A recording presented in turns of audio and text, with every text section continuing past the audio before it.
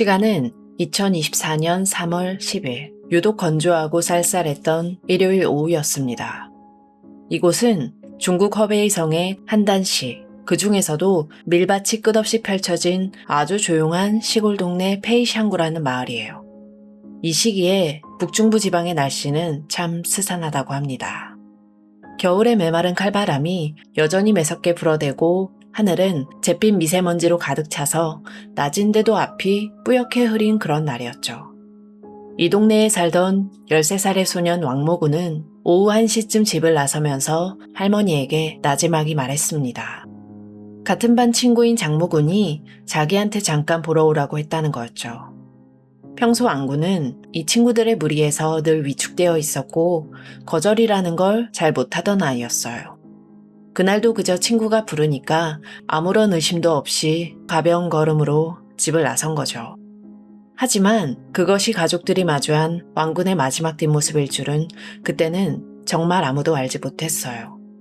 시간은 흘러서 오후 5시 그리고 6시. 어느새 시골 마을의 하늘에는 칠흑 같은 어둠이 짙게 깔리기 시작했습니다.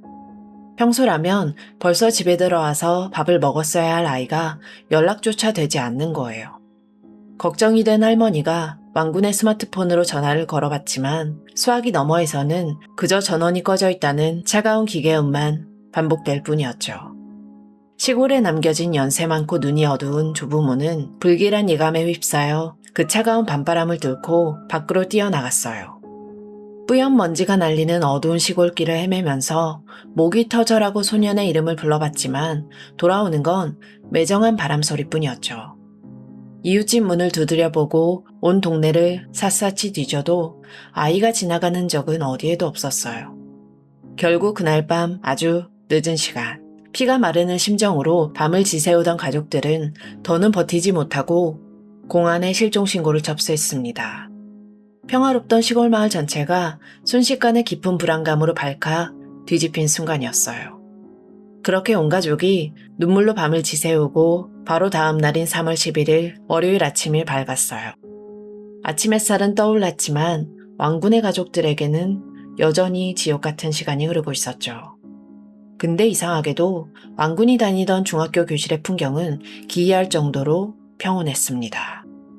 특히 왕군을 마지막으로 불러냈던 동급생, 장군과 이군의 행적이 참 묘했어요. 이 두 소녀는 평소와 다름없이 어깨에 가방을 메고 너무나 자연스럽게 교실 문을 걸어 들어왔죠. 자신의 책상에 앉아서 교사의 수업을 듣고 노트에 필기를 하면서 지극히 평범한 학생의 모습을 보여줬습니다. 더 소름 끼치는 건 쉬는 시간에 포착된 모습이었어요.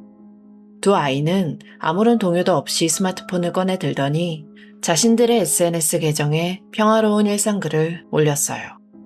친구들과 시시덕거리면서 댓글을 주고받는 모습까지 보였죠. 어젯밤에 한 소년이 증발하듯이 사라졌고 온 동네가 뒤집혔는데 그 소년과 마지막까지 함께 있었던 이들은 손끝 하나 떨지 않고 너무나 완벽한 일상을 연기하고 있었던 거예요. 훗날 이 사실을 알게 된 피해자 왕군의 아버지는 언론 카메라 앞에서 가슴을 쥐어뜯으면서 이렇게 절규했죠. 일말의 죄책감도 두려움도 없는 이 대담함, 13살이라는 나이 뒤에 숨은 이 잔혹한 평온함은 대체 어디서 나온 걸까요? 이 믿기 힘든 비극의 뿌리를 이해하려면 우리는 중국 사회가 오랜 시간 외면해온 어두운 그늘을 직시해야 합니다. 이 사건의 수사 기록을 보면 아주 슬프고도 공통된 특징이 하나 나와요. 피해자인 왕군은 물론이고 그를 해친 가해자 장군, 이군, 그리고 현장에 함께 있었던 마군까지.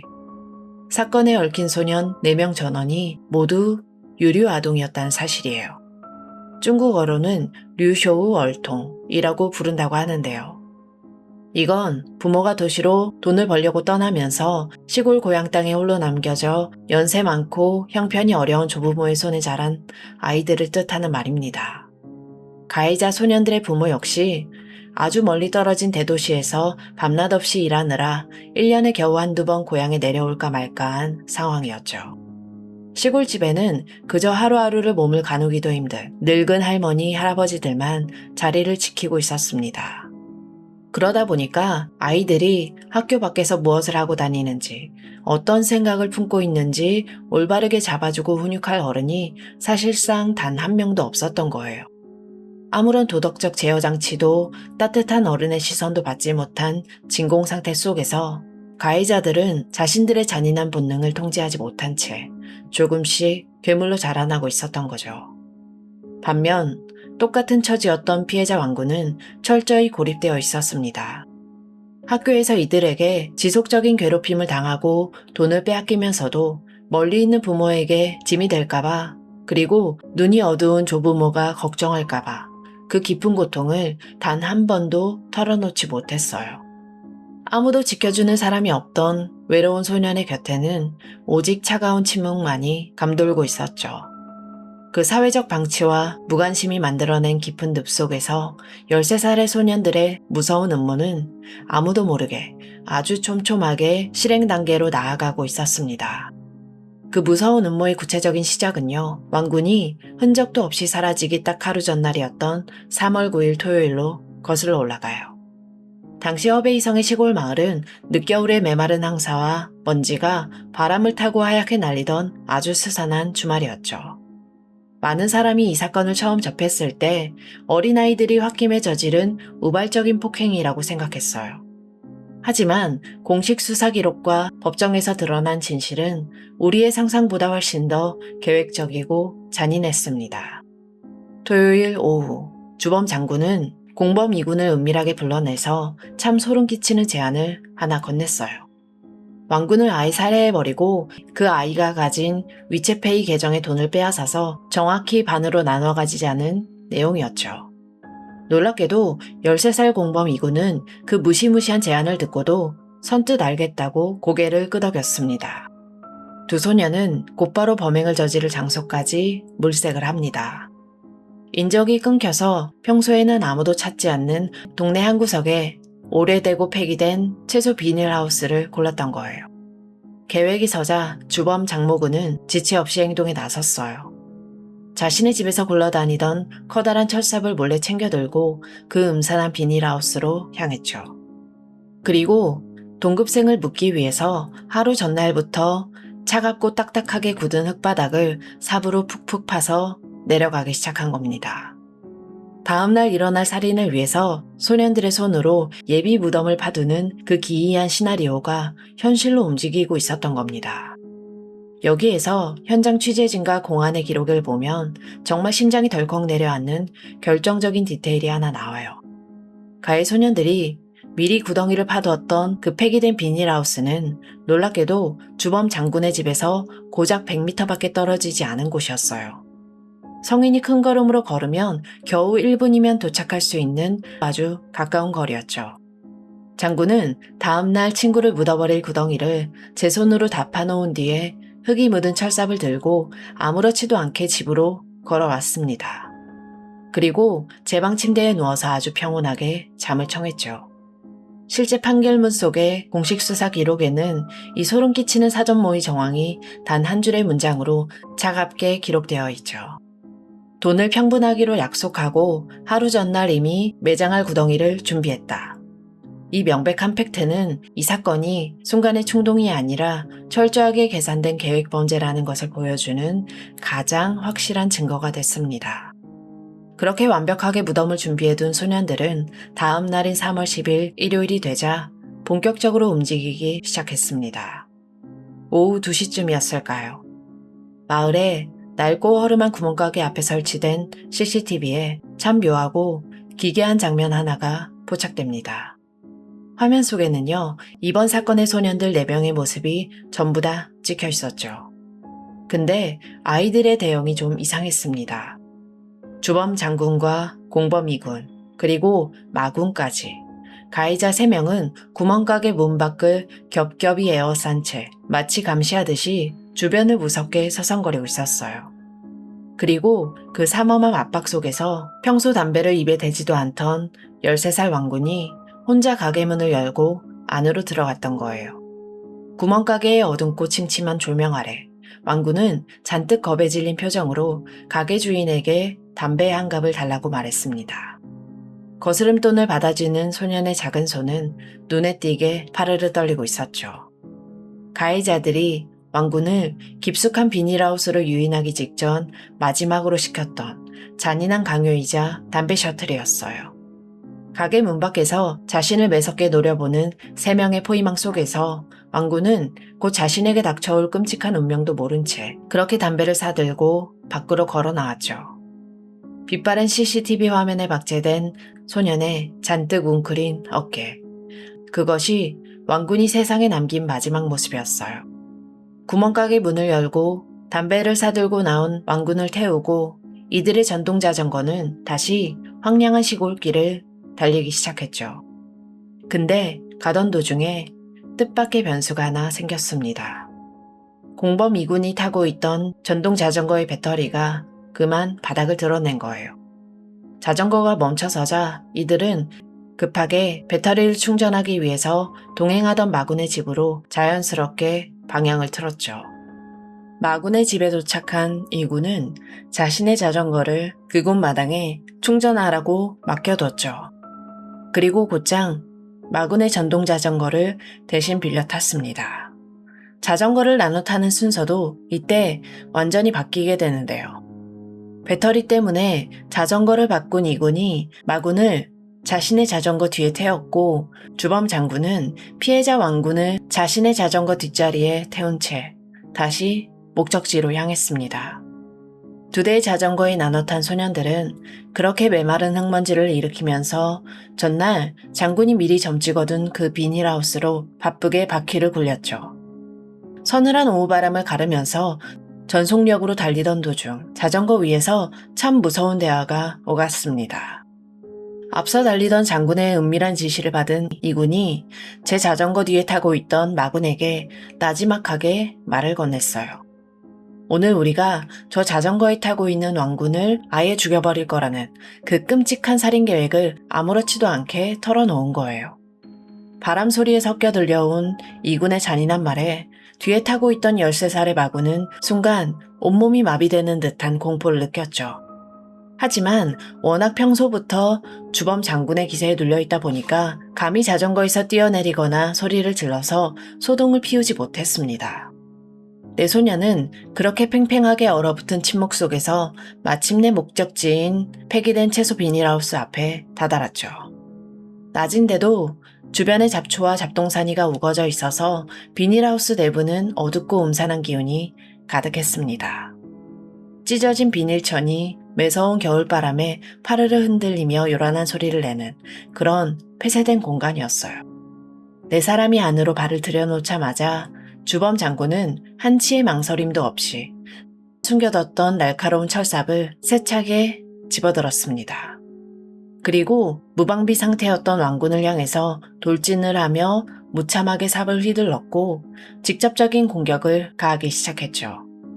갑작스러운 습격에 왕군은 비명을 지르면서 밖으로 도망치려고 필사적으로 발버둥을 쳤습니다. 하지만 그 순간 공범 2군이 잔인하게 움직였어요. 2군은 왕군이 저항하거나 도망치지 못하도록 그의 온몸을 뒤에서 아주 단단하게 붙잡아서 제압을 해버렸습니다. 삽을 휘두르는 주범과 도망치지 못하게 붙잡는 공범, 13살의 소년들의 완벽하고 잔혹한 역할 분담이었던 거죠. 코앞에서 벌어지는 참혹한 살인 현장을 목격한 마군은 이성이 마비되는 듯한 공포를 이기지 못하고 결국 비닐하우스 내부 공간에서 소리를 지르면서 정신없이 뛰쳐나갔어요. 그 사이에 장군과 2군은 왕군에게 치명적인 상해를 입혀서 끝내 숨지게 만들었고 전날 이틀에 걸쳐서 파뒀던 그 차가운 흙구덩이 속으로 시신을 밀어 넣었죠. 그리고 아무런 동요도 없이 흙을 덮어서 매장해버렸습니다. 왕군의 시신 위로 차가운 흙이 채 다 덮이기도 전에 2 소녀는 참 황당하고도 소름 끼치는 행동을 저지릅니다. 주범 장군은 숨진 왕군의 주머니에서 스마트폰을 꺼내 들었어요. 그리고 아이의 위챗페이 계정에 접속을 하더니 그 안에 들어있던 돈을 자신의 개인 계정으로 전부 이체를 시켰죠. 중국은 아주 어린아이들부터 노인까지 현금 대신에 위챗페이 같은 모바일 결제를 쓴다고 하는데요. 그 피 묻은 돈은 전날 약속했던 대로 공범 2군과 정확하게 반으로 나눠 가졌습니다. 한 소년의 소중한 목숨을 앗아간 대가가 고작 스마트폰 속 몇 푼의 잔돈이었다는 사실이 참 허망하고 씁쓸해집니다. 범행을 끝낸 장군과 이군은 옷에 묻은 흙을 툭툭 털어내고는 비닐하우스 밖에서 공포에 질려 기다리던 마군과 합류를 했죠. 이 세 명의 가해자는 각자의 전동 자전거에 올라탄 뒤 아무 일도 없었다는 듯 현장을 함께 탈출했습니다. 자전거를 타고 이동하는 길에도 주범 장군의 치밀함은 계속됐어요. 장군은 들고 있던 왕군의 스마트폰에서 심카드를 직접 분리했죠. 그리고 같이 자전거를 타고 가던 마군에게 이 심카드를 건네면서 돌로 쳐서 흔적도 없이 부숴버리라고 지시를 했습니다. 마군이 겁에 질려서 떨리는 손으로 심카드를 으깨버리자 장군은 알맹이가 빠진 스마트폰 공기계를 이군에게 넘겼고 이군은 이를 도로 멀리 던져서 내버렸어요. 자신들을 증명할 모든 단서가 완벽하게 사라졌다고 믿은 세 소녀는 그제야 태연하게 각자의 집으로 흩어졌던 거죠. 완벽하게 비밀을 묻었다고 생각한 세 소녀는 그렇게 태연하게 자신들의 일상으로 복귀를 합니다. 하지만 13살의 아이들이 감당하기에는 사람을 해쳤다는 죄의 무게는 너무나 무거웠어요. 사건 바로 다음 날인 3월 11일 월요일, 왕군이 집에 들어오지 않는다는 신고를 받은 공안이 소년의 마지막 동선을 샅샅이 추적을 하면서 압박해오기 시작했죠. 경찰의 날카로운 추궁이 시작되자마자 절대 열리지 않을 것 같던 이들의 침묵에 가장 먼저 거대한 균열이 일어납니다. 바로 비닐하우스 안에서 살해 장면을 목격했던 마군이었어요. 마군은 주범인 장군의 강요로 심카드를 부수긴 했지만 왕군을 직접 때리거나 해치진 않았죠. 그렇다 보니까 눈앞에서 실시간으로 벌어진 참혹한 범행 장면과 자신도 모르게 그 끔찍한 일에 엮였다는 극심한 공포를 도저히 이겨내지 못했습니다. 경찰서의 차가운 공기 속에서 잔뜩 겁에 질려 떨던 마군은 결국 심리적인 압박을 견디지 못하고 자신들이 저지른 일을 가장 먼저 공안에 전부 털어놓은 거예요. 마군의 입에서 나온 자백은 현장에 있던 공안들에게도 거대한 충격을 안겨줬죠. 공안은 마군의 떨리는 손가락이 가리키는 곳을 따라서 곧장 범행 현장으로 출동을 했는데요. 그곳은 아까 말씀드린 대로 주범 장군의 집에서 고작 100m 뒤에 있던 황량한 채소 비닐하우스였습니다. 3월 11일에 차가운 밀밭 사이로 공안들이 비닐하우스 안에 딱딱하게 굳은 흙바닥을 거칠게 파내려 가기 시작했습니다. 그리고 마침내 차가운 흙 속에 깊이 묻혀있던 13살의 왕군의 시신이 세상의 모습을 드러냈죠. 당시 시신의 참상은 차마 눈을 뜨고 보기 힘들 정도로 잔인했는데요. 장군이 무차별적으로 휘두른 철삽에 타격을 당한 왕군은 얼굴 형태를 아예 알아볼 수 없을 만큼 참혹하게 훼손되어 있었던 거예요. 당시 시신을 확인하려고 그 자리에 함께 있던 왕군의 친삼촌은 조카의 모습을 마주하자마자 가슴을 쥐어뜯으면서 그 먼지 구덩이 바닥에 주저앉아 통곡했습니다. 내 조카의 얼굴은 삽에 찍혀서 알아볼 수조차 없었다. 13살의 소년이 감당하기에는 너무나 잔혹했던 흔적들. 유족들의 처절한 비명이 허공을 가르고 이 잔인한 진실이 언론을 통해 세상에 알려지자마자 중국 전역은 그야말로 제어할 수 없을 만큼 발칵 뒤집힙니다. 단순히 사춘기 아이들의 다툼인 줄 알았던 사건이 알고 보니까 하루 전날 무덤을 파놓은 철저한 계획살인이었고 숨진 아이의 돈까지 빼앗아 나눠 가졌다는 팩트가 밝혀졌기 때문이죠. 인터넷과 대중매체는 가해자들의 상상을 초월하는 대담함과 그 악마 같은 잔혹함에 엄청난 충격과 공포에 휩싸였습니다. 특히 중국 대중들을 가장 분노하게 만든 본질적인 원인은 이 끔찍한 짓을 저지른 주범들이 법적으로 형사처벌을 받지 않는 고작 많은 13살의 소년들이라는 사실이었죠. 나이가 어리다는 이유로 이른바 촉법소년이라는 방패 뒤에 숨어서 솜방망이 처벌을 받고 유야무야 풀려날까봐 사람들이 다들 자기 일처럼 불안해하고 분노했습니다. 피해자의 억울한 죽음을 보면서 성난 여론은 파도처럼 거세게 일어났고 법정 최고형을 내리라며 중국 전역에서 분통을 터뜨렸죠. 저 악마들을 촉법소년이라고 살려두지 말고 사형시켜라. 중국 대륙 전체가 이 거대한 공분으로 거칠게 들끓기 시작하면서 사건은 단순히 한 시골 마을의 비극을 넘어서 사법부의 정의를 시험하는 거대한 무대로 변해가고 있었어요. 사법부의 정의를 시험하는 무대 위에서 중국 법원은 결국 서슬퍼런 역사적인 칼을 빼들었죠. 사건이 발생하고 열흘 남짓 지난 2024년 3월 21일이었습니다. 한단시 공안국은 이 소년들을 기소하기 위해 검찰에 아주 특별한 신청을 했어요. 중국 법정 용어로 핵준 추소라고 부르는 특별사법 절차를 밟기 시작한 건데요. 이건 만 12세에서 14세 미만의 촉법소년이라도 죄질이 무거우면 예외적으로 형사 책임을 묻겠다는 신청이었죠.